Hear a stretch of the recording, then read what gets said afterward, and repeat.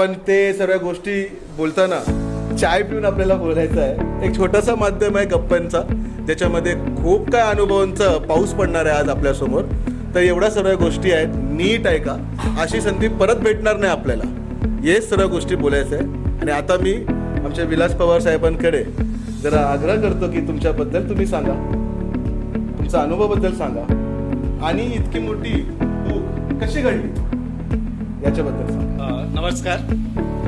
सर्वप्रथम प्रशांत दादा, तुझं हार्दिक हार्दिक अभिनंदन की हा प्रवास किंवा ही जी संकल्पना आहे आणि ह्या संकल्पनेतून आपण जनसामान्य लोकांपर्यंत पोचण्याचा जो प्रयत्न करत आहात त्याच्याबद्दल खरंच आपलं खूप खूप धन्यवाद. थँक्यू.